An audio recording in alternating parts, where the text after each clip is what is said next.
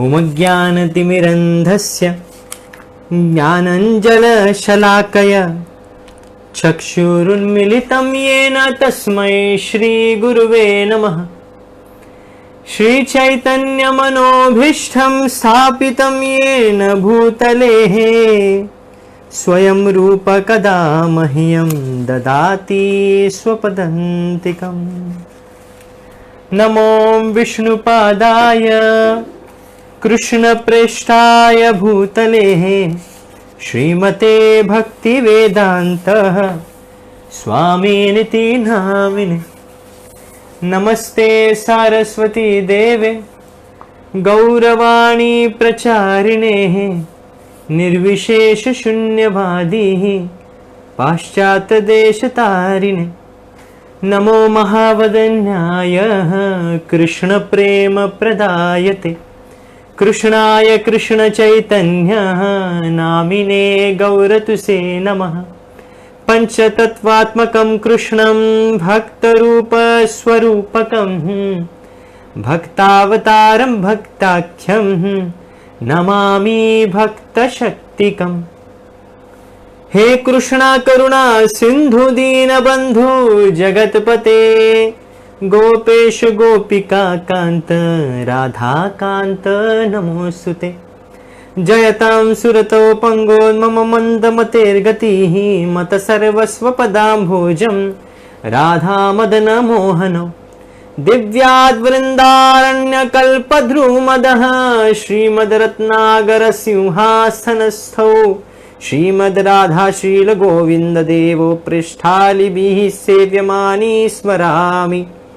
श्रीमद्रासरसारम्भिवं श्रीवटतटस्थितः कर्षणवेणुर्स्वनैर्गोपीः गोपीनाथायस्ते तु नः। पंचतत्वात्मकं कृष्णं भक्तरूप स्वरूपकं भक्तावतारं भक्ताख्यं नमामि भक्तशक्तिकं। वाञ्छाकल्पतरुभ्यश्च कृपा सिन्धु एव च पतितनाम पावनेभ्यो वैष्णवेभ्यो नमो नमः। अज्ञानादथवा ज्ञानादशुभं यन्मया कृतं क्षन्तुमर्हसि तत्सर्वं दास्येनैव ग्रहण मम।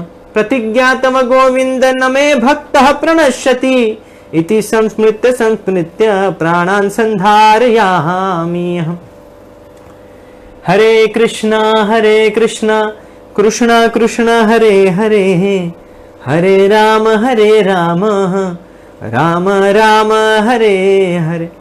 हरे कृष्ण कृष्ण कृष्ण हरे हरे हरे राम राम राम हरे हरे।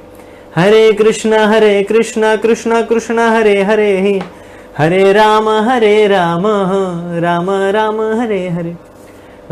ठीक है बॉयज को रेडी? ओके सबको सेंड किया ना लिंक? ओके तो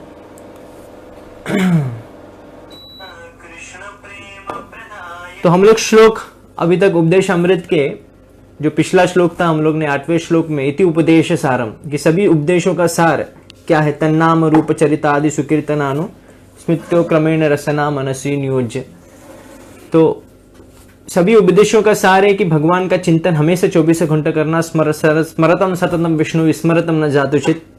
तो ये सभी उपदेशों का सार है। और ये उपदेशों इस जो सभी उपदेशों का सार है इसको पालन करने के लिए हमको क्या करना पड़ेगा?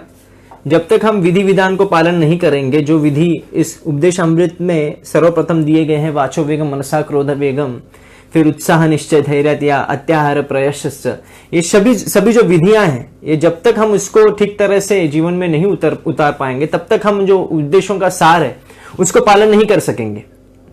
स्मरतम सततम विष्णु विस्मरतम न जातुचित सर्व विधि निषेध सूर्येतयोरेव किंकरः। सभी उपदेश, सभी निषेध, सभी विधियों का यही तात्पर्य है कि भगवान विष्णु, भगवान कृष्ण का स्मरण करना और जो भी नियम हमको इसमें ये जो भी अनुकूल नियम है वो उसे पालन कर सकते हैं, जो हमको भगवान के स्मरण करने के लिए मदद कर सकते हैं। तो उपदेश अमृत के जितने भी नियम जो दिए गए हैं सर्वप्रथम में, ये इसको कभी भी टालना नहीं है। तो सबसे तात्पर्य यह है इति उपदेश सारम, भगवान का चिंतन 24 घंटे करना। तो फिर उसके बाद प्रयोजन क्या है? क्यों स्मरण करना है भगवान का, क्यों हमको भगवान के बारे में चिंतन करना है। न यत्वचित्र पदम हरेर्यश जगत पवित्रम प्रघृणित करहिचित तदवायसम तीर्थमुशंति मानस न यत्र हंस निर्मंत्यु शिक्षयः। कि न यत वचश्चित्र पदम हरेरश, ऐसी चर्चा जिसमें विष्णु का गुणगान ना हो, ऐसी चर्चा जिसमें भगवान कृष्ण और उनके अवतारों का गुणगान ना हो, वो कैसे है, कौओं के तीर्थ स्नान के बराबर, तीर्थ स्थान के बराबर है।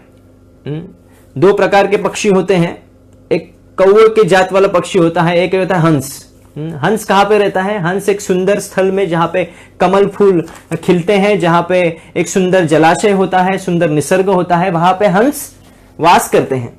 और कौवे कहां पे वास करते हैं, जहां पे सबसे ज्यादा गंदगी है। आप देखेंगे आजकल शहरों में एक पक्षी की जाति ज्यादा बढ़ रही है। आजकल हम चिमनियों को दिखते नहीं है, नहीं कोई अलग अलग सुंदर पक्षियों को नहीं देख पाते, पर कौवों को जरूर देख पाते हैं। क्यों? क्योंकि ज्यादा दुर्गंध है, ज्यादा बहुत गंदी चीजें हम लोग यहाँ पे उत्पन्न करते हैं, तो इसकी वजह से कौवों की जो जाति है वो बढ़ती जा रही है। तो कौवों का स्थान कहाँ पे, जहां पे गंदगी वहां पे। तो उसी प्रकार जो कौवों के मनोवृत्ति वाले जो लोग हैं, वो हरि के संबंध में जो विषय उसको छोड़कर जो भी विषय है उसको अपनाते हैं। और जो हंस प्रवृत्ति वाले व्यक्ति हैं, वो हरि संबंधी विषय को ही अपनाते हैं। मुमुक्षु ही परित्यागी हरि संबंधी वस्तुना, हरि संबंध के संबंध में जो भी वस्तुएं आते हैं, अगर उसको कोई त्याग करता है, वह वैराग्यम फाल्गु इति कथ्यते। तो ऐसे वैराग्य को कोई लाभ नहीं है। हम देखेंगे हमारे भारत राष्ट्र में बहुत से साधु हैं, मायावाद साधु हैं, जो हरि के भजन तो नहीं करते पर ब्रह्म का चिंतन करने की कोशिश करते हैं। वो हरि के भजन कभी करते थे, वो भी कौवों के मनोवृत्ति वाले ही हैं, क्योंकि वो हरि के विषय में गुणगान नहीं सुनते हैं या ठीक तरह से हरि का स्मरण नहीं करते हैं। इसलिए नयत वचस चित्र पदम हरे यश जगत पवित्रम प्रघृणित करहिचित तदवायसम तीर्थम उशंति मानस नयत्र हंस निर्मंत्यु शिक्षय। उसी प्रकार जो भक्त समाज है, जो हंस प्रवृत्ति वाले लोग हैं, वो कभी भी ऐसे विषयों में रस नहीं लेते जहां पे हरि की गुणगान ना हो। तो आगे हम इस श्लोक में बढ़ते हैं कि श्लोक नंबर 9, वैकुंठा जनितो वरा मधुपुरी ततरापि रासोत्सवात् वृंदारण्यमुदार पाणिरमणात् ततरापि गोवर्धनः राधा कुंडम इहापि गोकुलपतेः प्रेमामृताप्लावनात् कुर्यादस्य विराजितो गिरितटेः सेवां विवेकिनकः। तो बहुत ही सुंदर रचना है ये जो श्लोक आप देखेंगे, बहुत ही सुंदर। रूप गोस्वामी महाप्रभु उनके खास इम्प्रेस थे। रूप गोस्वामी की जो लैखिक जो शैली है, जो कहते हैं जिससे संस्कृत श्लोक को भगवान की ग्लोरिफिकेशन कैसे करना है, ये रूप गोस्वामी से सीखना चाहिए। क्योंकि महाप्रभु खास तौर पे रूप गोस्वामी जी के जो रामानंद राय है, श्रील रामानंद राय और सार्वभौम भट्टाचार्य जी, इनके समक्ष रूप गोस्वामी की बहुत ही प्रशंसा करते थे। उनके कहते हैं, देखिए मेरे रूप गोस्वामी ने कैसे लिखा है, मेरे रूप ने कैसे लिखा है, कितनी अच्छी पंक्तियां लिखी हैं। तो हमेशा भक्तों के समाज में, गौड़ीय भक्तों के समाज में उस समय पे जहाँ पे चैतन्य महाप्रभु जब वास करते थे, तभी रूप गोस्वामी की बहुत प्रशंसा हुई करती थी। और श्रील प्रभुपाद जी भी कहते हैं कि हम रूप अनुग हैं। हम जो रूप गोस्वामी है, जो कि वैकुंठ लोक में, जो गोलोक वृंदावन में रूप मंजरी नाम से जाने जाते हैं, हम उनके पद चिन्हों पे चलने वाले अनुयायी होने हैं। तो इसलिए उनके द्वारा ये जो रचित उपदेश अमृत को हम पढ़ रहे हैं। और इसकी जो रचना है, बहुत ही सुंदर रचना, वैकुंठा जनितो वरा मधुपुरी ततरापि रासस्वाद। कि मथुरा नामक पवित्र स्थान आध्यात्मिक दृष्टि से वैकुंठ से श्रेष्ठ है। वैकुंठ का अर्थ है जिसमें कोई कुंठ ना हो, जिसमें कोई दोष ना हो, जिसमें कोई लेश मात्र दुख भी ना हो। जैसे हाल ही में हम बहुत कुछ पुराने, हम जब मूवी के गाने सुनते थे, तभी एक गाना आता था उसमें कि जहां गम भी ना हो, आंसू भी ना हो, बस प्यार प्यार तले, उस ऐसे गगन के तले हम लेके चले। तो ऐसा कुछ गाना आता था। तो हमारे एक भक्त है, जो कैसे हम भक्त बने, वो कहते थे कि मैं जब गाना सुनता था तभी मुझे लगता था ऐसी कौन सी जगह है जहां पे गम ना हो, जहां पे आंसू ना हो, सिर्फ प्रेम ही प्रेम तलता हो, जहां पे आनंद ही आनंद हो, ऐसा कौन सा जगह है, ये तो सब झूठा है। तो जब उन्होंने क्या किया, वो जो जिसने गाना लिखा था, तभी उनके पास लिरिसिस्ट के पास गए वो, तो पूछा आपने ऐसा गाना लिखा, ऐसा कोई जगह है इस दुनिया में, तो आपने ऐसा गाना क्यों लिखा?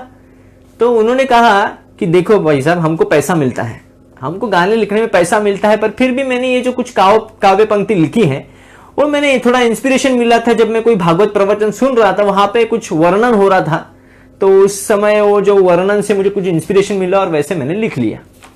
तो जब उन्होंने शिल प्रभुपाद जी की जब Bhagavad Gita as it is, Bhagavad Gita यथारूप जब पढ़ी, तभी उनको ज्ञात हुआ कि वैकुंठ, या जहां पे कोई गम नहीं है, जहां पे कोई दुख नहीं है, ऐसी भी कोई जगह है। न तद भासयते सूर्यो, भगवान कृष्ण भगवत गीता में एक वर्णन करते हैं वैकुंठ लोक का।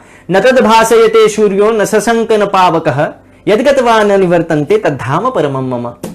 ऐसे जो मेरे धाम में जब प्रवेश करता है, जो धाम हमेशा चिन्मय है, न तद भासयते सूर्यो, उसमें सूर्य की प्रकाश की आवश्यकता नहीं है, क्योंकि स्वयं वो तेजोमय धाम है। वहां पे जो जितने भी जीव है, उनके शरीर से एक अलग सी कांति आती है, जिसमें उनको सूर्य के प्रकाश की कोई जरूरत नहीं है। न तद भासयते सूर्यो न शशांक न पावकः, वहां पे ना अग्नि की जरूरत है, ना इलेक्ट्रिक लाइट की जरूरत है, ना कि चंद्रमा की जरूरत है। यद्गत्वा निवर्तन्ते, और ऐसे तेजोमय धाम में जब कोई प्रवेश कर लेता है, तो फिर से इस जीवन, इस भौतिक जीवन में, इस भूलोक के इस धारा में, इस कभी भी इस मृत्यु लोक में नहीं आ सकता। यद्गत्वा न निवर्तन्ते तद्धाम परमं मम।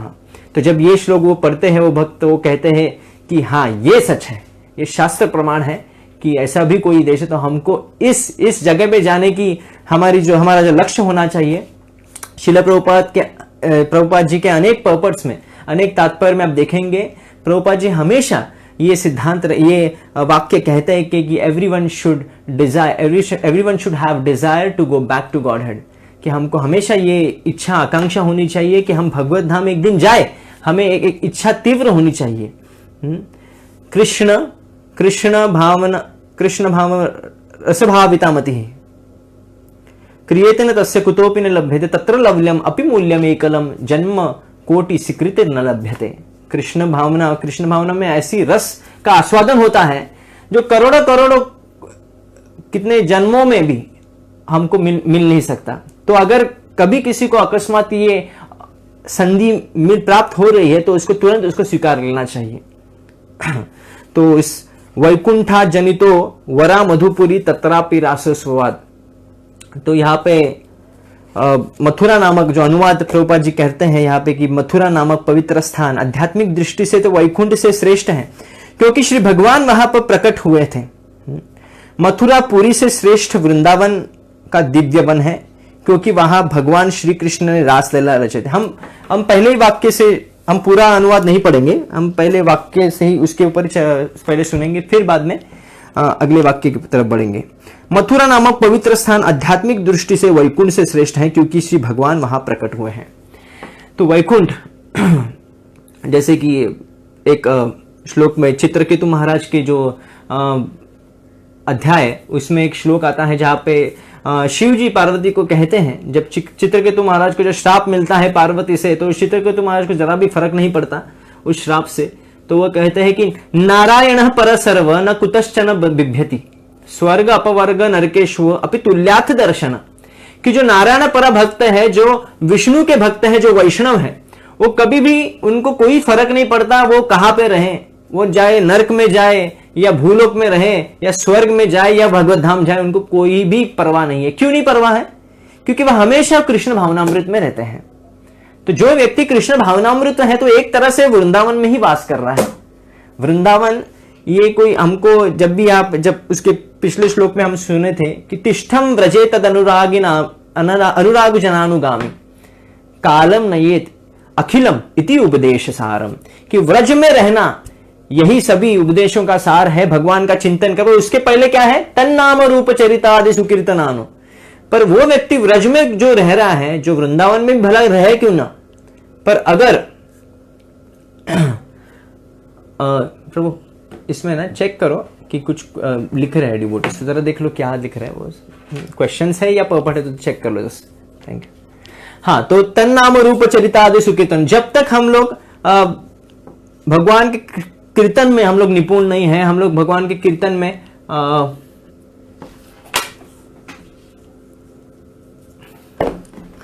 हम लोग जब तक भगवान के कीर्तन जप आदि में निपुण नहीं है और हम लोग वृंदावन में रह रहे तो कोई लाभ नहीं होगा। अगर वृंदावन में गए हैं बिजनेस करने के लिए तो उसका कोई भी लाभ नहीं होगा। वृंदावन उस व्यक्ति के लिए है जो भजन में हमेशा भगवान की भजन में है, वो वृंदावन में है। नाहम तिष्ठामि वैकुंठे योगिनाम हृदयेषु वाहा तत्र तिष्ठामि नारद यत्र गायन्ति मद्भक्त। यत्र गायन्ति मद्भक्त, मेरे भक्त जहां पे मेरा गुणगान करते हैं, मेरे भक्त जहां पे गुणगान करते हैं, सततम कीर्तयन्तो माम यततश्च दृढ़व्रतः नमस्यन्तश्च माम भक्त्या तुष्यन्ति च रमन्ति च। मेरे भक्त जहां पे गुणगान करते हैं, हमेशा ऐसे स्थान में मैं वास करता हूं। मैं योगियों के हृदय में नहीं हूं। ना हम तिष्ठामि वैकुंठ में, वैकुंठ में भी वास नहीं करता। ये भाव है, इसको लिटरल नहीं लेना चाहिए कि वैकुंठ में नहीं है भगवान तो कहां पे भगवान। अरे यार, फिर हम लोग वैकुंठ में जाएंगे तो वहां पे भगवान नहीं मिलेंगे तो हम तो फंस जाएंगे। तो ये भावना नहीं होनी चाहिए। इस श्लोक का तात्पर्य क्या है? क्योंकि वैकुंठ में क्या होता है, वैकुंठ में क्या होता है, भगवान का गुणगान हर भक्त स्वाभाविक रूप से करता है, स्वाभाविक रूप से भगवान की सेवा करता है, जिसमें कोई भी बाधा नहीं होती, वो वैकुंठ है। तो जहां पे भक्तों का गुणगान होता है, जहां पे भगवान का गुणगान होता है, भगवान की सेवा अहेतु की भाव से होती है, अप्रतिहता भाव से होती है। अहेतु की अप्रतिहता यह आत्म सुप्रसिद्धति। तो ऐसे स्थान को भी वैकुंठ कहा जाता है। जहां पे भगवान कृष्ण का मंदिर है, जहां पे इस्कॉन का कोई भी मंदिर है, वो वैकुंठ धाम है, श्रील प्रभुपाद जी ने कहा है। तो वैकुंठ यानी एक वैकुंठ एक भाव भी है और वैकुंठ जगह भी है। तो भौतिक जो जगत है, जैसे आप हायरार्की अगर देखेंगे, ब्रह्म संहिता में लिखा है कि गोलोक नामनि निजधामनि तले च तस्य देवी महेश हरिधाम सुतेषु तेषु ते ते प्रभाव निचय विहितश्च येन गोविंदमादि पुरुषम तमहम भजामि। गोलोक नामनि निजधामनि, पूरा ज्योग्राफी बता दिया है, पूरा एस्ट्रोनॉमी बता दिया है यहाँ पे कि क्या पे वैकुंठ धाम है। देवी महेश हरिधाम तेषु तेषु, पहले आता है देवी धाम। देवी धाम मतलब ये जो माया जगत, ये जो ब्रह्मांड है, अनेक सैकड़ों ब्रह्मांड का ये भौतिक जगत, भौतिक ब्रह्मांड है, जितने भी यूनिवर्स, जो क्लस्टर ऑफ यूनिवर्सेस है, इसे कहते हैं देवी धाम। जिसमें क्योंकि सृष्टि स्थिति प्रलय साधन शक्ति रेख छाएव यस्य भुवनानि बिभर्ति दुर्गा इच्छानुरूपम। सिर्फ इच्छा मात्र से, भगवान की इच्छा मात्र से दुर्गा माता कार्य करती है। सृष्टि का निर्माण, सृष्टि को पालन, सृष्टि का संहार, ये दुर्गा माता, ये भगवान कृष्ण ने माया को ऐसी शक्ति दे दी है, इतनी शक्ति दे दी है कि वो सब कर सके, पर सिर्फ भगवान की इच्छा मात्र से हो रहा है। कोई भी इच्छा के विरुद्ध कार्य माया देवी या दुर्गा देवी करती नहीं है। सृष्टि स्थिति प्रलय साधन शक्ति रेख छाये वयस्य भुवनानि बिभर्ति रुगा इच्छानुरूपम अपि चेष्टते सा गोविंदमादि पुरुषम तमहम भजामि। ऐसे गोविंद के मैं शरणागत जाता हूं जिनकी इच्छा मात्रा से दुर्गा माता भी कार्य करती है। तो ये देवी धाम है जहां पे भूलोक, सब तलातल, रसातल, वितल, पाताल, नरक लोक, ऊपर के लोग, स्वर्गलोक, महरलोक, तपोलोक, जनलोक, ब्रह्मलोक तक। तो ये सब क्या हो गए, ये सब यूनिवर्सल जो सिस्टम्स हैं, जो प्लैनेटरी सिस्टम्स हैं, ये सब क्या है, देवी धाम है। तो देवी महेश, पर उसके ऊपर क्या है, कैलाश धाम। ना पूरी तरह आध्यात्मिक जगत में, ना पूरी तरह भौतिक जगत में, और जो बीच में है उसे कहते हैं महेश धाम।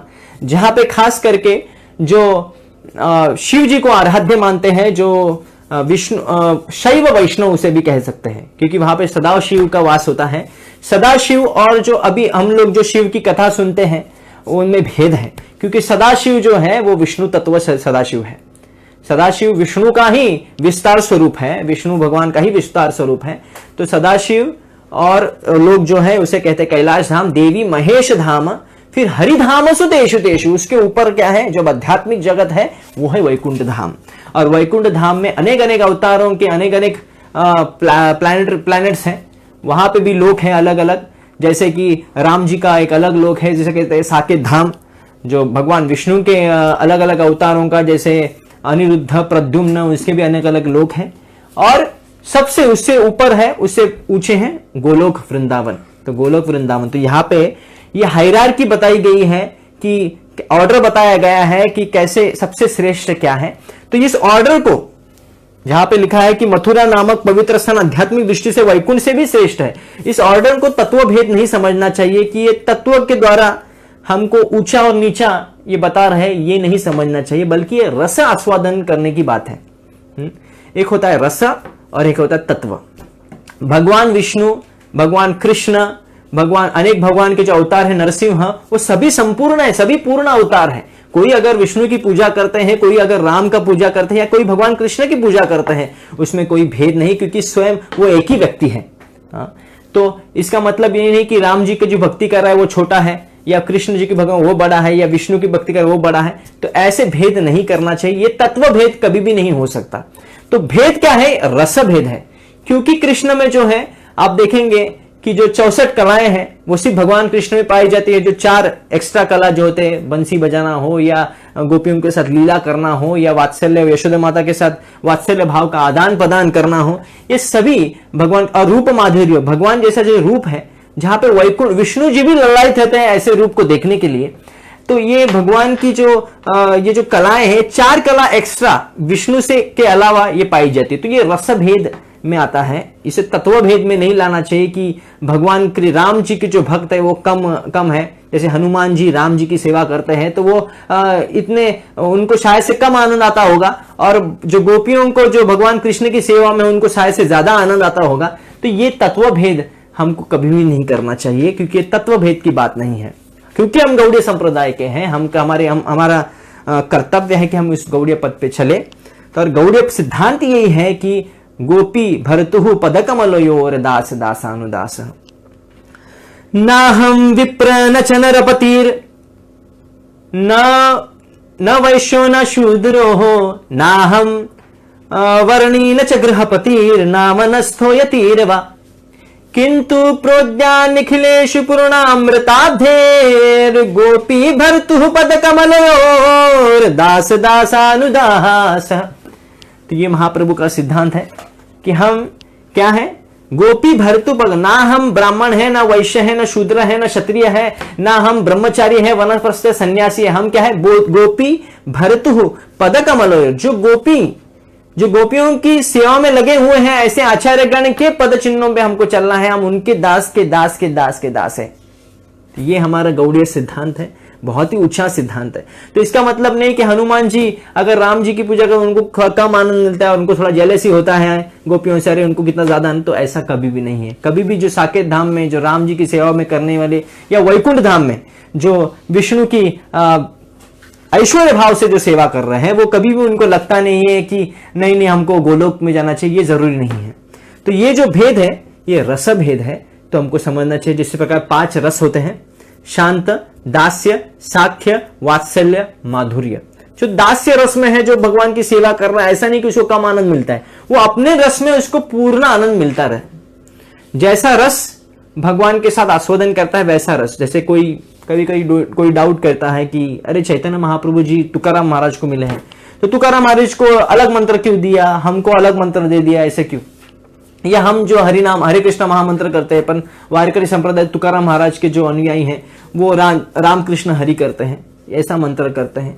तो ऐसा क्यों? भगवान जानते हैं किसी का क्या रोल है भौतिक जगत में, और किसी का कैसे क्या निसर्ग है, कैसी वृत्ति है, वो किसकी क्या स्थिति है वैकुंठ जगत में। क्योंकि हर जीव की एक अलग एक स्पेशल, जो कोई भी उनके स्थिति को अपना नहीं सकता, जो कोई भी उनकी जगह को छीन नहीं सकता। हर जीव की एक जगह है, एक सेवा है वैकुंठ धाम में। ऐसा नहीं है कि अगर कोई ज्यादा माला करेगा, 64 माला करेगा, तो 16 माला का जगह ले लेगा। जो 16 माला कर रहा है उसकी जगह लेके 64 माला कर लो, उस पर आधिपत्य जमा देगा। ऐसा नहीं होता है। हर जीव की एक जगह है धाम में, एक सेवा है, एक खास सेवा है। तो ये तभी पता चलता है जब आप उपदेश अमृत के जब सारे श्लोक जो पहले के जो वाचो वेगम से लेके अत्याहार, वो सभी को जब हम ठीक तरह से पालन करते हैं और कृष्ण भक्ति में हम जब अग्रसर होते हैं, तभी हमको भगवान और गुरु की कृपा से ये साक्षात्कार होता है कि हमारी जीवन मुक्त जो स्थिति क्या है।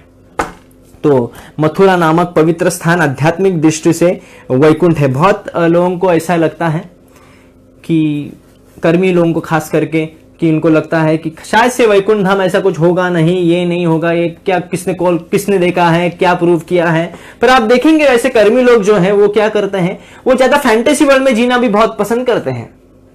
क्यों पसंद करते हैं?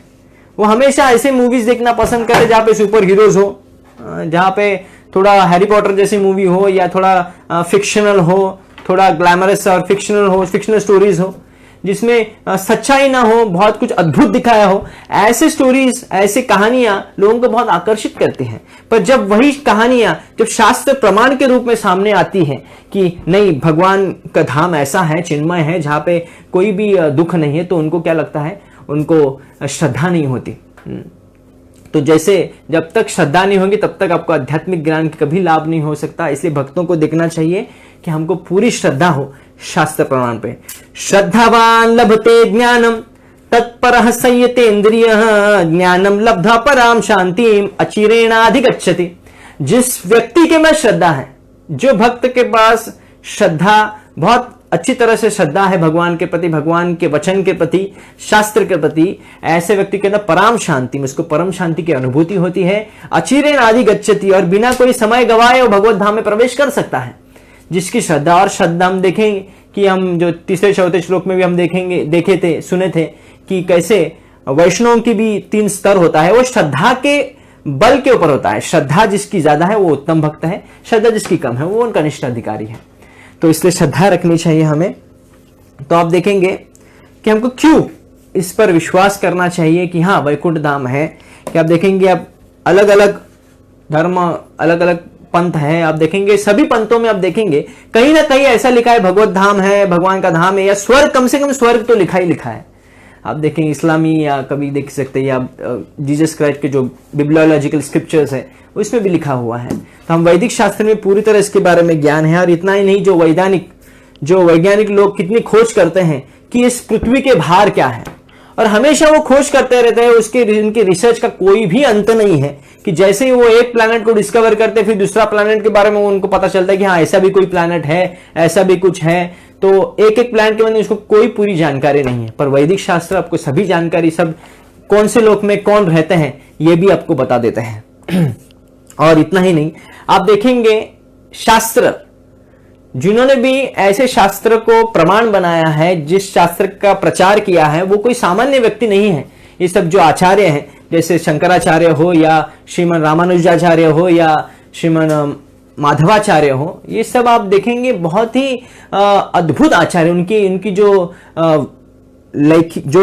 शास्त्र उन्होंने लिखे हैं, जैसे उन्होंने शास्त्रों को विस्तार स्वरूप प्रचार किया है, सिद्धांतों को प्रकट किया है। आप देखेंगे कि रामानुजाचार्य ने कितना प्रचार किया है, कितने हजार उनके शिष्य हुआ करते थे। और उनकी जो बायोग्राफी आप पढ़ेंगे तो उनकी जो भी उन्होंने कार्य किया है वो सामान्य व्यक्ति कभी कर नहीं सकता। तो बहुत ही उनकी बुद्धि बहुत तीव्र हुआ करती थी ऐसे आचार्यों की। इतना ही निरूप गोस्वामी जैसे, या सनातन गोस्वामी जैसे हमारे गोस्वामी, स्वयं चैतन्य महाप्रभु जो कि स्वयं भगवान कृष्ण के अवतार है, जो शास्त्र में पुष्टि होती है, वो भी इस सिद्धांत का प्रचार करते हैं, गौड़ीय सिद्धांत का, भागवत सिद्धांत का प्रचार करते हैं। और इसलिए हमको ये विश्वास करना बहुत जरूरी है कि ये जो आचार्य कहते हैं हमसे कहीं गुना बुद्धिमान है, उनकी बुद्धि का, हमारी बुद्धि का कोई तुलना नहीं है। हम अपने बुद्धि से अगर शास्त्र को समझने की कोशिश करें तो कभी समझ नहीं सकते।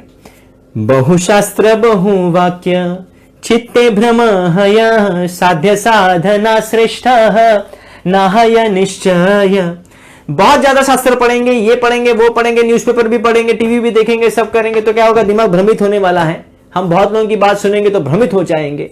तो साध्य क्या है, साधना क्या है, हमको क्या लक्ष्य है हमारे जीवन में, और उस लक्ष्य को प्राप्त करने के लिए क्या करना चाहिए, इसमें हम भ्रमित हो जाएंगे।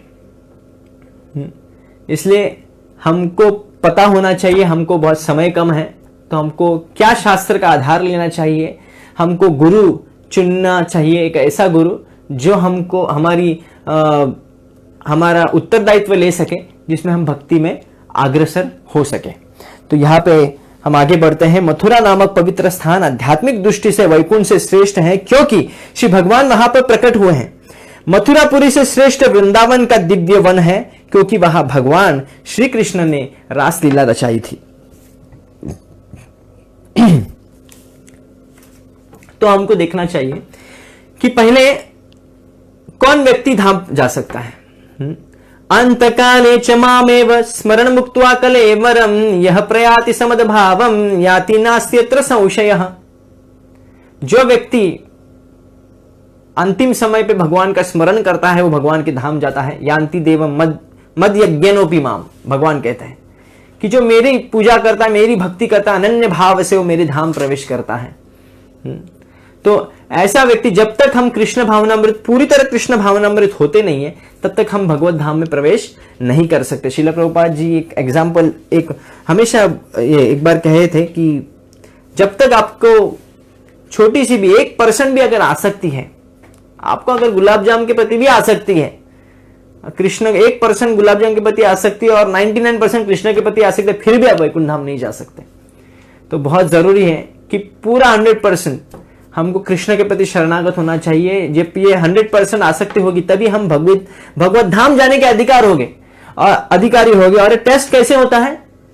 तत्तेनुकंपांशु समीक्षमाणः भुञ्जानयेवात्मकृतं विपाकं हृद्वाग्वपुर्भिर्विदधं नमस्ते जीवेतयो मुक्ति सदा जीवेतयो सदा मुक्तिदाया भाक जीवेतयो मुक्ति पदे सदाय भाक, कि वो अधिकारी हैं मुक्ति पदे भक्ति पदे। सर्वभौम भट्टाचार्य जी कह रहे थे कि नहीं, मुक्ति को हटा दो और भक्ति लिख दो। यहां पे चैतन्य महाप्रभु कह रहे थे, जब श्लोक बोल रहे थे ये मुक्ति को हटा देना चाहिए, हम भक्ति पदे लिखेंगे। जीवे तो यो भक्ति पदे सदा ये भाक, वो भक्ति का पद है जो वैकुंठ धाम में जब प्रवेश करना है वो उसको प्राप्त होगा। जो व्यक्ति जब बहुत सारे दुख का पूरा और बोलते हैं दुख के सागर में जब व्यक्ति डूब जाता है, इतने दुख आ जाते हैं कि इसको समझ में आता नहीं क्या करना, उसी समय भी अगर भगवान की सेवा को त्याग नहीं करता है, भगवान के स्मरण में हमेशा वो रहता है और हमेशा ये समझता है कि ये मेरे कर्मों के फल है और भगवान कितने दयालु है कि मुझे कुछ बहुत छोटा सा पनिशमेंट दे दिया है, मैं तो उसके बहुत बड़ा पनिशमेंट के अधिकारी हूं, पर फिर भी ये भगवान की कृपा है, उसको दुख को भी भगवान की कृपा समझता है, ऐसा व्यक्ति अधिकारी है। तो भक्ति पदे, तो वहां पे सर्वभौम भट्टाचार्य जी कह रहे थे कि भक्ति पदे बोलिए, भक्ति पदे अच्छा होता है। व्यासदेव जी ने क्यों मुक्ति पदे लिखा? तो पर महाप्रभु वहां कहते नहीं, चेंज करने की जरूरत नहीं है, क्योंकि मुक्ति पदे मतलब क्या है, मुक्त अवस्था मतलब क्या है? मुक्त अवस्था में जो व्यक्ति है उसे क्या पता चलता है कि वो क्या है, कि वो भगवान का सेवक है, भगवान का दास है, कृष्ण का दास है। ये जब समझ में आता है और उस हिसाब से वो कार्य करता है तो वो मुक्ति की स्थिति में है। इसका मतलब क्या हो गया? वो सभी तीनों गुणों से, त्रय गुणे विषय वेदान त्रय गुणे भवार्जुन निर्द्वंद्व नित्य सत्वस्थ निर्योग क्षेम आत्मवान। तो सभी तीनों गुणों से बंधे हुए संसार से वो बाहर निकाल जाता है, भले ही उस संसार में है। ब्रह्मण्याधाय कर्माणि संगम त्यक्ता करोति यह लिप्यत न स पापेन पद्म पत्रम इवंभसा, कि जिस प्रकार कमल पानी में होने के बावजूद भी सूखा होता है, वो पानी के स्पर्श से उसको कोई फर्क नहीं पड़ता, उसी प्रकार ब्रह्मण्य आधाय कर्माणि, जिसका कर्म ब्राह्मण के आधार पर है, भगवान कृष्ण के संतुष्ट करने में लगा हुआ है, उसका कर्म वो कभी भी इस संसारी आसक्ति से कभी भी घेरा नहीं जा सकता, उसे कोई फर्क नहीं पड़ता है, जिस प्रकार कमल को जल का कोई फर्क नहीं पड़ता। तो इसलिए वही धाम के अधिकारी हैं जो हर वक्त 24 घंटे भगवान के लिए ही जी रहे हैं, भगवान के लिए ही सो रहे हैं, भगवान के लिए ही कार्य है। यत् करोसि यद् अश्नासि यद् दुहोसि ददाति यत् तपस्यासि तु कौन्तेय तत्कुरुष्व मद्वर्पणम्। सब कुछ भगवान के लिए करते हैं और जो भी धर्म उनका एक ही धर्म है, सर्वधर्मान परित्यज्य कृष्णम एकम शरणम व्रज। भगवान कृष्ण का ही शरण जाना, यही एक ही धर्म उनके लिए है और कुछ धर्म नहीं है। ये स्वाभाविक रूप से जो भगवान की सेवा में जिसको रति मिलती है, ऐसा व्यक्ति भगवत धाम जाने का अधिकारी है। और एक मैंने पास टाइम सुना था जिसमें रामानुज संप्रदाय में एक बार अनंत आचार्य, श्रील अनंत आचार्य जी रामानुज आचार्य के आखिरी दिन थे, जब रामानुज आचार्य इस धरोधारा को छोड़ने वाले थे, तभी उनके पास समक्ष जाते हैं। वो कहते हैं कि मुझे एक सवाल करना है आपसे। तो रामानुज आचार्य कहते हैं हाँ पूछिए, आपको क्या सवाल करना है? तो अनंत आचार्य जी कहते हैं कि मुझे एक सवाल करना है कि भगवत धाम वैकुंठ धाम जाने का 100% गारंटी कैसे मिले, कि मैं 100% अभी वैकुंठ धाम जा सकता हूं, ये कैसे पता चले, कैसे फिक्स करें अपनी वैकुंठ धाम में जगह? तो रामानुजाचार्य कहते हैं एक काम करिए, आप सभी वैष्णव को संतुष्ट कीजिए, जिससे आप क्या होगे, भगवत धाम प्रवेश कर लेंगे। तो वहां पे वो सवाल फिर से अनंत आचार्य जी पूछते हैं कि ये असंभव है, ये इतने सारे वैष्णव हैं, इतने सारे संप्रदाय हैं, अनंत कोटि वैष्णव वृंद की जय, हम बोलते हैं कि अनंत कोटि वैष्णव है, सभी को कैसे मैं संतुष्ट करूं। तो वो कहते हैं ठीक है, आप एक काम करिए, आप कम से कम हमारे संप्रदाय में जो वैष्णव है उनको संतुष्ट कर दीजिए। तो वो कहे फिर भी हमारे संप्रदाय में, जो रामानुज संप्रदाय में बहुत लोग थे, अब सभी के अलग अलग मूड्स है, कैसे मैं उनको कैसे तुष्ट करूं सभी को, ये भी इम्पॉसिबल है। तो कहे फिर से और कोई आसान मार्ग बताइए। तो रामानुजाचार्य जी कहते हैं कि आप और एक काम करिए, तो आप एक वैष्णव को, एक शुद्ध वैष्णव को संतुष्ट कीजिए बस। तो अनंताचार्य फिर से कहते हैं कैसे ये किया जाए, क्योंकि वैष्णव को संतुष्ट मतलब इतने उनके अलग अलग मूड्स होते हैं, अलग अलग वैष्णव होते हैं, और शुद्ध वैष्णव से गुरु है उनके भी अलग अलग इतनी सेवाएं होते हैं, हम पूरी तरह उनको संतुष्ट फिर भी नहीं कर पाते, बहुत सारे हम त्रुटियां करते हैं। तो ये भी असंभव है मेरे लिए, मैं एक बद्ध जीव हूं, तो ये कैसे संभव है, और भी कुछ आसान मार्ग बताइए। तो रामानुजाचार्य जी हंसते हैं, वो कहते हैं कि मैं इसी वक्त के लिए इंतजार कर रहा था कि तुम्हारी कितनी लालसा है भगवत धाम जाने की। तो मैं इसका एक ही सीक्रेट है कि तुम एक शुद्ध वैष्णव को एक बार, कम से कम एक बार उनको पूरी तरह ऐसी सेवा करो उनकी कि इनको तुष्ट कर लो। एक बार वो अगर आपके प्रसन्न हुए तो आपका भगवत धाम जाना निर्णय पक्का हो जाएगा। तो ये है, जब तक हम कोई भक्तों की तुष्टि नहीं करते हैं, ये में भक्त जना पार्थ न मैं भक्त चते जना मद भक्ता नाम चाहिए भक्ता स्ते में भक्त तमामत। वो भक्ता मेरा उत्तम भक्त है, वो भक्त जो मेरी भक्तों का भक्त बना हुआ है वही मेरा उत्तम भक्त है, और वो अधिकारी है भगवत धाम जाने के लिए। तो इसलिए वैकुंठ और ये मथुरा, वैकुंठ के ऊपर है मथुरापुरी। क्यों? क्योंकि भगवान कृष्ण निवास किया है वहां पे, भगवान कृष्ण ने जन्म लिया है, भगवान कृष्ण के हमेशा वहां पे लीलाएं की हैं, इसलिए वैकुंठ धाम से, क्योंकि भगवान कृष्ण रस स्तर पे विष्णु से भी ऊपर माने जाते हैं, इसलिए उनका धाम भी वैकुंठ लोक से भी मथुरा श्रेष्ठ माना जाता है। तो इसलिए आगे हम देखेंगे कि वृंदावन के मथुरापुरी से श्रेष्ठ वृंदावन का दिव्य वन है।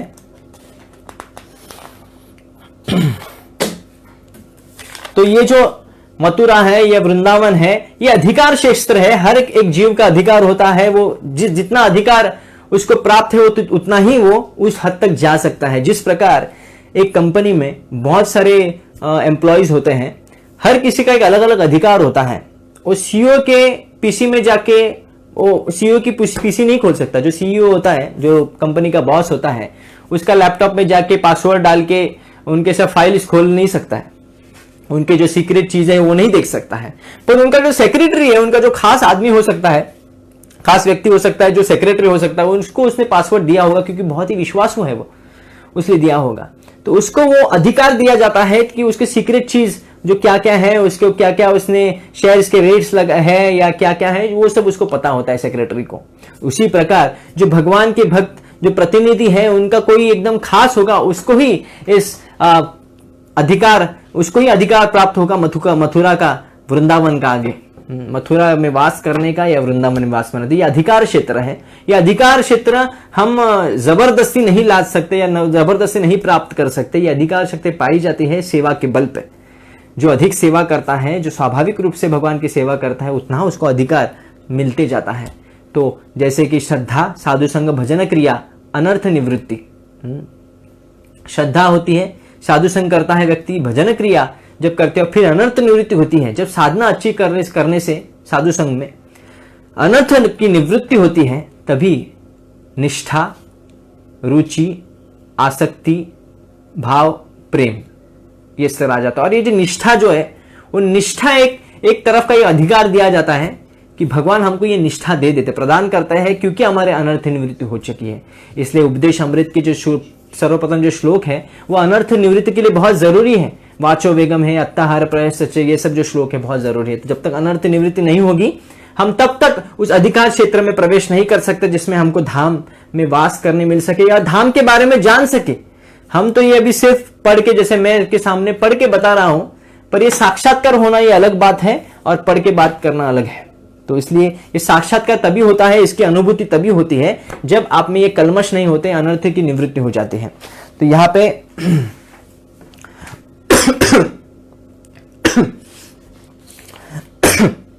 ना हम प्रकाश सर्वस्य, भगवान भगवत गीता में कहते हैं ना हम प्रकाश सर्वस्य योग माया समावृतः मूढ़ोयम नाभिजानान्ति लोको मामजम अव्ययम।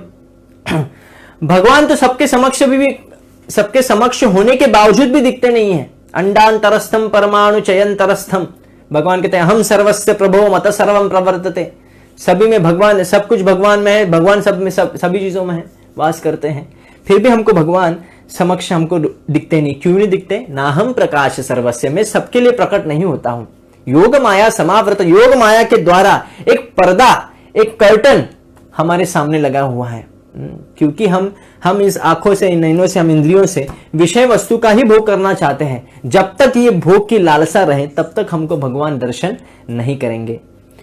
प्रेमांजन छुरित भक्ति विलोचनेन शंत सदैव हृदयेषु विलोकयान्ति यम श्याम सुंदरम चिंत गुण स्वरूपम गोविंदमादि पुरुषम दमहम भजामि। प्रेमांजन, जब तक प्रेम का अंजन हमारे नयनों पे नहीं लगेगा, जिसमें योमम पश्यति सर्वत्र सर्वम च मयि पश्यति तस्याहम न प्रणश्यामि सच में न प्रणश्यति। जहां पे भी देख रहे हैं भगवान को ही देख रहे हैं। मतलब क्या है? जिस भी वस्तु को देख रहे हैं हम भगवान से संबंधी वस्तुओं को देख रहे हैं। सब कोई जीव भगवान के हैं, सब कोई चीज भगवान की है, ये धन भगवान का है, ये स्त्री भगवान की है, ये मेरे बच्चे भगवान के हैं, ऐसा कोई सोचता है तो वो कृष्ण भावनामृत में योमाम पश्यति सर्वत्र। जैसे जो आचार्य है, गौड़ी संप्रदाय में जो आचार्य है, कि वो कहते हैं कि जो भी है मानस देह जो किछु मोर। भक्ति विनोद ठाकुर जी का एक भजन में कहते हैं मानस देह जो किछु मोर और पीलू तू या पदानंद किशोर। जो कुछ भी इस मनुष्य देह से जो भी कुछ प्राप्त हुआ है, ये मनुष्य देह भी आपका ही है। चैतन्य महाप्रभु जब सनातन गोस्वामी जी को मिल रहे हैं, रथ यात्रा का समय है, उस रथ यात्रा के पुरी में, तभी वह खुद सनातन गोस्वामी कोढ़ का रोग होने के कारण उनको एक शरीर में एक पस जमा हुआ था, उसकी वजह से चाहते थे कि मैं अब ये शरीर को त्याग करूं। तो चैतन्य महाप्रभु उनके हृदय को बात जान लेते हैं, क्योंकि परमात्मा स्वयं वहां पे उपस्थित है। परमात्मा यदि चाप युक्त, तो परमात्मा भगवान महाप्रभु भी परमात्मा है, तो वो जान लेते हैं। तो वो कहते हैं कि आपको अधिकार नहीं आपके शरीर को नष्ट करना, क्योंकि ये शरीर भी मैंने ही दिया गया है। भूमि रपो नल वायु खम मनो बुद्धि रेवच अहंकारमिति यम्मे भिन्न प्रकृति रष्टधा। ये जितनी भी प्रकृति है, जितने भी प्रकृति के जो एलिमेंट्स हैं, भूमि रपो, धरती, अग्नि, जल, वायु, आकाश, मन, बुद्धि, अहंकार, सब कुछ मेरा है, भगवान कहता है। इसलिए हमारे कर्तव्य बनता है, ये जो श्रीमद जो भगवान है इनके ही सब कुछ है, तो हमारा कर्तव्य बनता है ये सभी चीजों को भगवान के सेवा में लगाए। हमारा मन, बुद्धि, अहंकार, शरीर के सारे इंद्रिय भगवान को लगा है। सवयमनः कृष्ण पदारविंद वचांसि वैकुंठ गुणानुवर्णने करो हरेर मंदिर मार्जनादिषु श्रुतिम जकार अच्युत सत कथोदय मुकुंद लिंगालय दर्शनय दिशौ तद्भृत्य गात्र स्पर्श अंग संगमम घ्राणंच तत्पाद सरोज सौरभे श्रीमद तुलस्या रसनम तदर्पिते पादो हरे क्षेत्र पदानुसर्पणे शीरम यथा विवंदने कामम चुदास्तनत काम कामया यथोत्तम श्लोक गुणाश्रया रति। तो ये अम्बरीश महाराज जी के हर इंद्रिय, आंख भगवान को दर्शन करने में, जो स्पर्श है भगवान के विग्रहों को छूने के लिए, पैर जो भगवान के मंदिर में जाने के लिए, जीवा है जो तुलसी महारानी के तुलसी को टेस्ट करने में, ये सभी में इंद्रियों को लगाया गया है। तो ऐसे हमको कृष्ण भावनामृत में अग्रसर होना है। तो इसलिए यहाँ पे अधिकार क्षेत्र की जब बात आती है, जब नाहम प्रकाश सके भगवत धाम, भगवान को सभी कोई नहीं सकते हैं, क्योंकि हमारे में अभी भी अनर्थ है। तो उसी प्रकार भगवान को नहीं देख सकते, भगवान का धाम भी हम दर्शन नहीं कर सकते। एक बार श्रील प्रभुपाद जी के जो शिष्य थे, वो बहुत वृंदावन के बारे में सुने, उपदेश अमृत भी शायद से पढ़ा था उन्होंने, कि देखा कि अरे वैकुंठ धाम ऐसा होता है, राधा कुंड ऐसे होता है। तो वो कृष्ण बुक में भी बहुत सुने वृंदावन के बारे में, वृंदावन में शरद वर्णन के बारे में। तो सोचे हम भी जाएंगे वहां पे वैसी सुंदरता देखेंगे, पर जैसे ही वो जाते हैं, एयरपोर्ट से निकलते हैं, दिल्ली एयरपोर्ट से फिर जाते हैं वृंदावन में जाते हैं, वो देखते तो क्या दिखते हैं, वो एक कीचड़ में एक क्या बोलते हैं सुअर वहां पे क्या कर रहा है, लोटपोट हो रहा है। तो जैसे ही देख जाते वो पूरा टेंशन में आ जाते कि यही वृंदावन की बात होती है क्या, मुझे फंसाया गया है। तो तुरंत वहां से यूटर्न लेके फिर से अपने देश में चले जाते हैं। तो श्रील प्रभुपाद जी इसको कोट करके कहते हैं कि ये कि हम वृंदावन को, असली वृंदावन को नहीं देख पाते, क्योंकि हमारे जो चक्षु है वो, क्योंकि हम हमारे जो इंद्रिय है हमेशा इंद्रिय विषय सुख में, भौतिक विषय सुख में हमेशा लगे होते हैं, इसलिए हमको आध्यात्मिक चीज नहीं दिखती। प्रेमांजन छुरीते भक्ति विलोचन, जब तक प्रेम का अंजन नहीं लगेगा तब तक।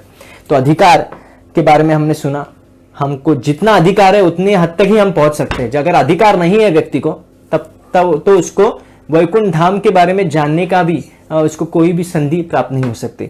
और आगे कि सबके धाम सबके लिए प्रकट नहीं है, क्योंकि योग माया द्वारे वो हमको हमारे लिए ढका गया है। तो वृंदावन की यहाँ पे बात हो रही है कि मथुरापुरी से श्रेष्ठ वृंदावन का दिव्य वन है, क्योंकि वहां भगवान श्री कृष्ण ने रासलीला रचाई है।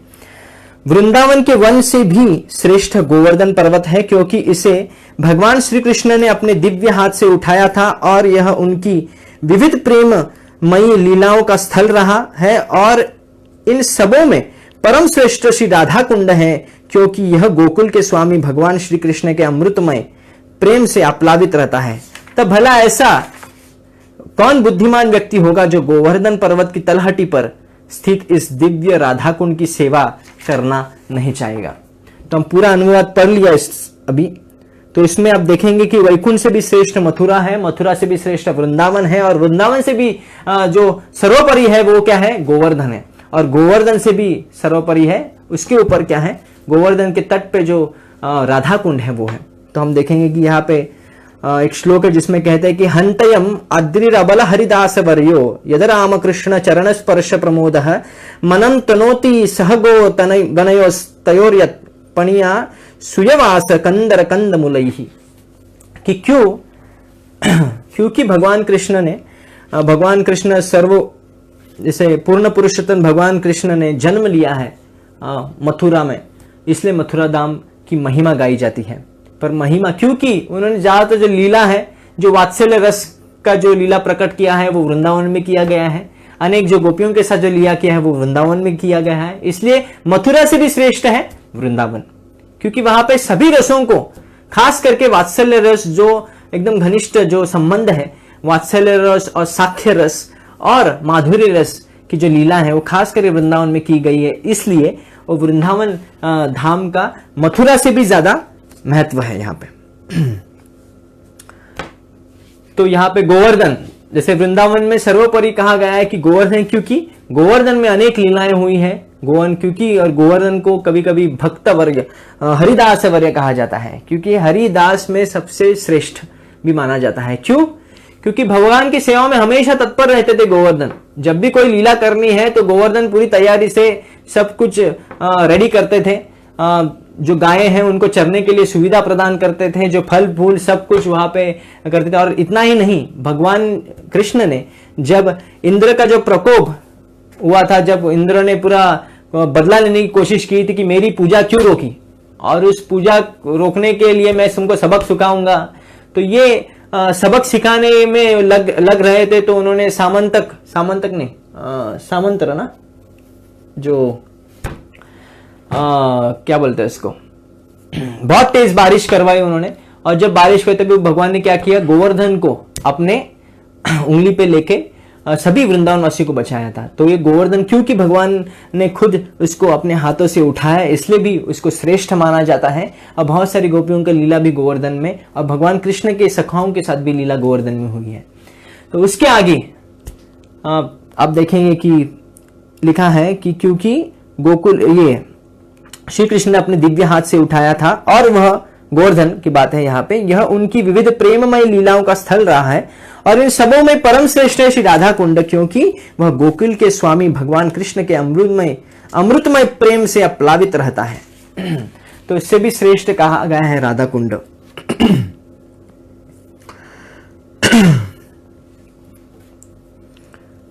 तो राधा कुंड क्यों कहा गया है? तो इसके पीछे एक कहानी भी है जिसको कुछ लोगों को पता भी हो सकती है कि राधा कुंड क्यों कहा गया, क्यों श्रेष्ठ है। कि जब एक बार अरिष्टासुर से जब युद्ध हुआ था भगवान कृष्ण का, एक बार कंस ने अरिष्टासुर को भेजा था। अरिष्टासुर एक ऐसा असुर था जिसको दिखने में वो बैल के स्वरूप में था, पर वो था तो असुर। और जैसे ही वो हाहाकार मचा रहा था, जिस प्रकार वो दौड़ रहा था मानो भूकंप का अनुभूति हो रहा था लोगों को, इसलिए सब जो वृंदावन वासी है इधर बितर हो रहे थे और सभी भगवान कृष्ण को कह रहे थे कि बचाइए हमें, बचाइए भगवान कृष्ण, आप ही हमारे रक्षण करता है, त्राहिमाम त्राहिमाम। तो भगवान कृष्ण ने सभी वृंदावन वासियों को सांत्वना दी कि आप डरना नहीं है आपको, क्योंकि मैं इसका हल निकालूंगा। और वैसे ही वो समक्ष उस वृष्टासुर के अरिष्टासुर के तो अरिष्टासुर के समक्ष जाते हैं और उनको रोक देते हैं और कहते हैं तुमको क्या प्रॉब्लम है, तुम क्यों हमारे वृंदावन वासी को परेशान कर रहे हो। तो उसमें वो क्या हो जाता है, वो और गुस्सा हो जाता है और तुरंत वो भगवान कृष्ण की तरफ अग्रसर होता है और जोर से दौड़ने लगता है। भगवान कृष्ण उसके दोनों सिंगों को पकड़ के उसको इधर उधर घुमा घुमा के उसको पटक देते हैं और पटक दे उसका प्राण वायु निकल जाता है और उसको मार देते हैं। और जैसे ही मार देते हैं तो सभी वृंदावन वासी जय जयकार करते हैं कि बहुत अच्छे किया है, बहुत ये किया है, तो उनके यश की गुणगान करने लगते हैं। पर वहां पे गोपियां वो भगवान कृष्ण से कहते हैं तुमने क्या किया। खास करके श्रीमती राधा रानी उसमें शिरोमणि रहती हैं गोपियों में और वो उनकी लीडर है, तो वो भी कहने लगी ये क्या किया आपने, हम तो गो के रखवाले हैं, हम गो रक्षक हैं, कृषि गो रक्षा वाणिज्यम वैश्य कर्म स्वभावजम। क्योंकि भगवान कृष्ण वहां पे गोकुल में वैश्य वर्ण के एक वर्ण का जीवन जी रहे थे, तो वैश्य का कर्तव्य है कि ऋषि गो रक्षा वाणिज्यम, गो रक्षा बहुत सर्वप्रथम मानी सर्वोपरि है। तो गो रक्षा का आपने बैल का वध कर दिया, ये कैसे किया आपने, ये तो ठीक नहीं है। तो अपने बैल का वध किया, आपको बहुत पाप लगने वाला है। तो आपको एक ही काम करना है, अभी सभी तीर्थों का जितने भी तीर्थ स्थान है, जितने भी नदियां हैं तीर्थ स्थान है, कि आपको सभी में स्नान करके आना है, फिर हम आपसे बात करेंगे या आपके साथ खेलेंगे या आपके साथ विहार करेंगे। तो फिर भगवान कृष्ण भी क्या करे, तो भगवान कृष्ण ने कहा ठीक है नो प्रॉब्लम। तो वहां पे भगवान कृष्ण क्या करते हैं, अपने पैर के अंगुष्ठे से वहां पे पैर के अंगुष्ठे को दबा देते हैं जमीन में, और जमीन पे दबाने से गड्ढा हो जाता है और उसमें सभी नदियों का आह्वान करते हैं कि कृपया आप इस गड्ढे में, इस कुंड जो मैंने गड्ढा है किया है, तो उसमें आप आ जाए और उसको कुंड बना दीजिए। और जैसे सभी नदियां, गंगा यमुना सरस्वती आदि सभी नदियां जो हैं उस कुंड में आ जाती है और वो पानी भर जाता है और भगवान उसमें डुबकी लगा देते हैं और खुद अपने आप को पवित्र बना देते हैं। तो हमको ये लीला थोड़ा सा किसी किसी को अजीब लग सकती है। हम तो जब पुजारी में आप देखेंगे कि आरती जब करते सर्वप्रथम ये मंत्र बोला जाता है, पवित्रम अपवित्रवा सर्वावस्थम गतोपिया यह स्मृत पुंडरीकाक्षम से बाह्य अभ्यंतर सूचि। ऐसे भगवान का नाम मात्र से, ऐसे भगवान के स्मरण मात्र से बाह्य और अंतर दोनों पवित्र होता है। ऐसे भगवान को पवित्र होने के लिए फिर से तीर्थ स्थान में स्नान करने की क्या जरूरत है। तो ये लीला का भाग है। भगवान कृष्ण को अपनी भगवत्ता प्रकट करने में इतना आनंद नहीं मिलता जितना उनको इसको छुपाने में आनंद मिलता है। ये कृष्ण की अनोखी लीला कह सकते हैं। वृंदावन जो जितने भी वृंदावन के जो लीलाएं हैं उसमें यही एक अनोखापन होता है कि भगवान कभी भी अपनी भगवत्ता ज्यादा प्रकट नहीं करते, उनमें उसको ज्यादा उनको रस नहीं मिलता है, वो हमेशा उसको ढक कर रखते हैं। इसे कहते हैं योग माया। योग यानी भगवान से जुड़ना, माया मतलब भगवान से बिछड़ना। भगवान को भूल जाना मतलब माया, योग मतलब भगवान से जुड़ना। तो जब ये दोनों शब्द की संधि हो जाती है, योग माया हो जाती है, इसका मतलब ये है कि भगवान के संबंध में तय होकर भगवान की भगवत्ता को भूल जाना, ये योग माया का काम है।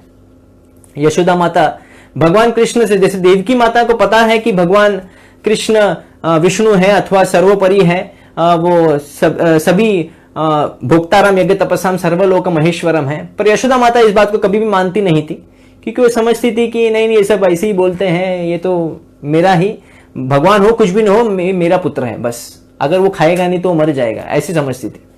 तो यशोदा माता की प्रेम इतना आगाढ़ होने के कारण योग माया के द्वारा उनकी भगवत्ता को ढकाया जाता था जितना हो सके। उसी प्रकार इसलिए ये जो लीला है पवित्र करने की, ये क्या है, ये एक रस आस्वादन करने के लिए भगवान कर रहे हैं। तो जैसे ही भगवान उस श्याम कुंड, जिसे अभी श्याम कुंड कहते हैं, उस कुंड को जिसमें भगवान ने बनाया था।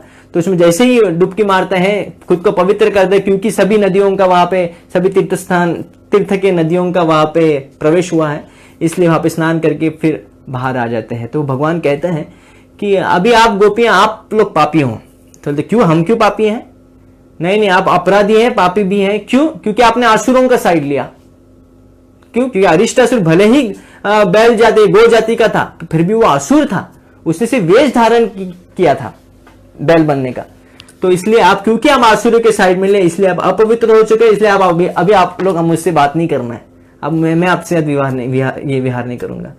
फिर सभी गोपियां अभी असमंजस में पड़ जाती है, अभी क्या करे। तो उन्होंने अपना कंगन निकालते हैं, कंगन निकाल के गड्ढा खोदने की कोशिश करते हैं। उस कंगन से एक एक गोपियां कोशिश करते, बहुत मेहनत से गड्ढा खोद देते हैं। फिर बोलेंगे अभी पानी कहाँ से लाना है वहां पे, तो वो मानस गंगा से, जो नजदीक में मानस गंगा होती है, तो मानस गंगा से एक एक गोपियां करके पानी लगने लगते। तो भगवान कृष्ण को थोड़ी दया आती है कि अभी क्या करें, ये ऐसा समय लगाएंगे तो ये मेरी लीला, मेरा मथुरा जाने का समय हो जाएगा फिर से। तो एक काम करते हैं, सभी जो नदियां हैं उनको कहते हैं, उनको आह्वान देते हैं कि आप जाके कृपया श्रीमती राधा रानी से परमिशन लीजिए और उस कुंड में आप भी प्रवेश हो जाइए। तो श्रीमती राधा रानी जब ये सभी जो नदियां हैं, गंगा, जमुना, सरस्वती आदि सभी नदियां हैं, वो सभी श्रीमती राधा रानी के पास जाते हैं और वो परमिशन लेते हैं। वो क्या पूछते हैं, हे श्रीमती राधा रानी, क्या आप हमको कृपा करके आज्ञा देंगे कि आपके कुंड में हम प्रवेश करें, जिससे हमको भी सौभाग्य प्राप्त होगा। तो श्रीमती राधा रानी उनको परमिशन दे देती है और सभी वो जो प्रवेश करते सभी नदियां उस कुंड में, उस कुंड का नाम होता है राधा कुंड। तो ये राधा कुंड की जो जितनी हो सके, जितनी जानकारी उतनी में लीला बताई। तो इसमें जो तात्पर्य यह है इस श्लोक का कि सभी से श्रेष्ठ, सबसे श्रेष्ठ है जो माधुर्य रस के, जो राधा कुंड एक माधुर्य रस का प्रतिनिधित्व कर रहा है कि श्रीमती राधा रानी कितनी प्रिय है भगवान के लिए, उस प्रकार उसका कुंड भी कितना प्रिय है, जो कि हम आगे सुनेंगे इसके बारे में आगे के श्लोकों में। कुर्यादस्य विराज तो गिरि तटे सेवा विवेकी न का, तो वो कौन व्यक्ति होगा जो ऐसा राधा कुंड की, जो कौन ऐसा व्यक्ति होगा जो गोवर्धन पर्वत की तलहटी पर स्थित इस दिव्य कुंड की सेवा करना नहीं चाहेगा। तो दिव्य कुंड, इस राधा कुंड की सेवा करना मतलब सिर्फ वृंदावन जाके राधा कुंड में डुबकी लगाना या उसमें कुछ सेवा करना, उसमें थोड़ा पूजा करना, ये मतलब नहीं है। राधा कुंड मतलब, जैसे श्रील प्रभुपाद जी ने कहा कि वृंदावन मतलब एक भाव भी है, एक मूड है, एक मनोदशा है। तो ये मनोदशा की बात होती है। राधा कुंड की सेवा करना, जो श्रीमती राधा रानी के लिए, जो भगवान कृष्ण के लिए तुष्टि दे सके, ऐसा कार्य करना, भगवान के लिए सेवा करना, भगवान के लिए प्रचार करना भी वृंदावन में वास करने जैसा है। ना हम तिष्ठामि वैकुंठे योगिनाम हृदयेषु वा यत्र गायन्ति मद्भक्त तत्र तिष्ठामि नारद। मैं वहीं पे वास करता हूँ जहां पे मेरा गुणगान होता है। तिष्ठन व्रजेत तदनुराग जनानुगामी। सभी आचार्य आप देखेंगे, बहुत सारे आचार्य ने प्रचार पर जोर दिया है। श्री भक्ति सिद्धांत सरस्वती ठाकुर जी ने कितना, वो आचार्य के जो जितने भी आचार्य हैं उनके जो ग्रंथ है उनको बहुत उन्होंने प्रचार किया है। व्रज लीला का, व्रज सिद्धांत का, गौड़ीय सिद्धांत को उन्होंने बहुत ही सिस्टमैटिकली प्रेजेंट किया है। तो ऐसे आचार्य आप देखेंगे प्रचार को बहुत महत्व देते हैं। तो जो व्यक्ति हमेशा भगवान की प्रचार कार्य में जुड़ा है वो राधा कुंड की सेवा में संलग्न है। तो यहाँ पे इंपॉर्टेंस ऑफ राधा कुंड, जो भी महत्व क्या कहते हैं उसको, सिग्निफिकेंस, जो इंपॉर्टेंस है राधा कुंड का, वो बाकी वैष्णव संप्रदाय नहीं समझ सकते। वो खास करके गौड़ीय संप्रदाय में ही समझ सकते हैं, क्योंकि गौड़ीय संप्रदाय में श्रीमती राधा रानी, भगवान कृष्ण की आराधना की जाती है। इसलिए हम ये सब चर्चाएं जो हैं वो बाकी संप्रदायों के भक्तों के साथ कभी करते नहीं हैं, और जरूरी भी नहीं, क्योंकि उनका भाव अलग है। तो क्योंकि ये माधुर्य रस के बारे में आस्वादन करने के लिए ये हमारा सिद्धांत कि माधुर्य रस को सर्वोपरि कहा गया है।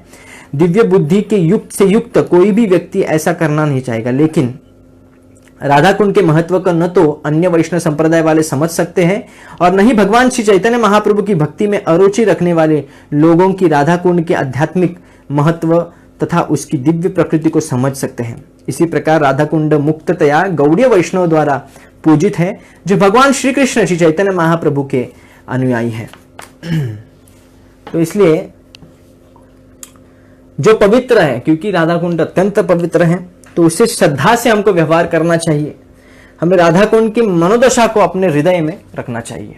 तो यही तात्पर्य है कि राधा कुंड की सेवा करना, यानी जो कृष्ण भावनामृत, जो राधा कुंड की जो मनोदशा को हृदय में लेना है कि भगवान चैतन्य महाप्रभु, जब तक हम चैतन्य महाप्रभु को तुष्ट नहीं करेंगे, चैतन्य महाप्रभु के कार्यकलाप को समझेंगे नहीं, तब तक हम राधा कुंड या वृंदावन लीला या रास लीला इसके बारे में कभी नहीं समझ सकते। इसलिए जारे देखो तारे कहे कृष्ण उपदेश है। जब तक चैतन्य महाप्रभु के सिद्धांत पर हम निपुण नहीं होते, तब तक हम इस गौड़ीय सिद्धांत जो सर्वोपरि है, वैकुंठा जनितो वरा मधुपुरी तत्रापि रासो सवाद वृंदारण्यम उदार पाणी रमणा तत्रापि गोवर्धन राधा कुंडमिहापि गोकुलपते प्रेमामृताप्लवनात् कुर्यादस्य विराजितो गिरितटे सेवाम विवेकिनः का। वो कौन व्यक्ति, जो मूर्ख व्यक्ति होगा, वो ऐसी सेवा को त्याग करेगा।